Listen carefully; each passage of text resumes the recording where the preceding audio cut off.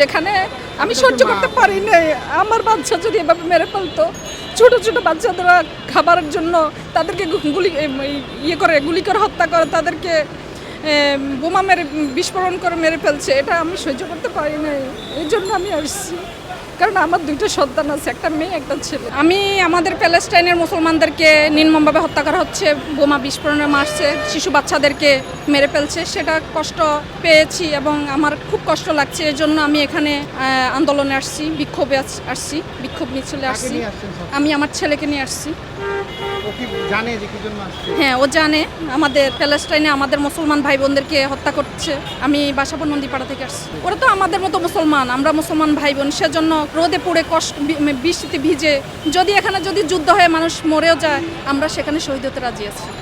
তাহলে আমার কিসের কষ্ট হবে বলেন? আমি তো এখান থেকে অল্প একটু জার্নি করে আসছি, আমি তো আর যে প্যালেস্টাইন যেতে পারিনি। যদি প্যালেস্টাইন যাওয়ার জন্য ডাক দেয় তাও আমি যাব, আমার ছেলেকে নিয়ে যাব।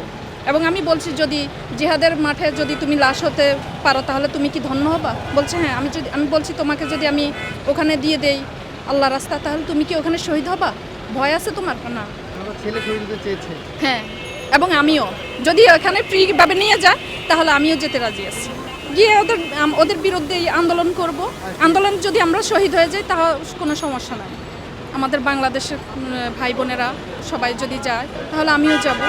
খুব কষ্ট লাগছে আমার, খুব কষ্ট। যেখানে আমি সহ্য করতে পারি নাই, আমার বাচ্চা যদি এভাবে মেরে ফেলতো, ছোট ছোট বাচ্চাদেরা খাবারের জন্য তাদেরকে গুলি করে হত্যা করে, তাদেরকে বোমা মেরে বিস্ফোরণ করে মেরে ফেলছে, এটা আমি সহ্য করতে পারি নাই। এই জন্য আমি আসছি, কারণ আমার দুইটা সন্তান আছে, একটা মেয়ে একটা ছেলে। এটাই আমার অনুভূতি, এটাই। আমি এগুলো সহ্য করতে পারছি না। আমার চাওয়াটা হলো ফিলিস্তিনের ভাই বোনরা যেন শান্তিপূর্ণভাবে তাদের দেশে তারা থাকতে পারে, এটাই তো অনুভূতি। ওকে নিয়ে তো বেশিরভাগ আশা, কারণ ও তো পুরুষের মাঝে গিয়ে করতে পারবো, আমি হয়তো মহিলা মানুষ ভিতরে থাকতে হবে, বা যদি রাস্তা মহিলাদেরকে এই রোদ্রে দাঁড়িয়ে রাখে তাও আমি পারবো। আমার খুব ভালো লাগছে, আমি আমার ছেলেকে নিয়ে আসছি।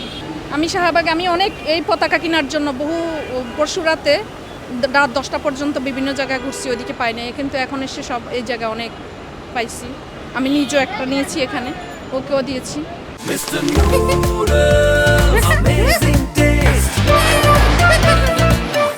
এটাই ভালো লাগছে যে আমি পারছি এখানে আসতে। আমি সবসময় এই যে এতদিন আমি সবগুলো মানে খবরে যেগুলো দেখেছি সেগুলো তো সবসময় ইনশাল্লাহ বলে গেছি যে আমি ইনশাল্লাহ আমি যোগদান করব।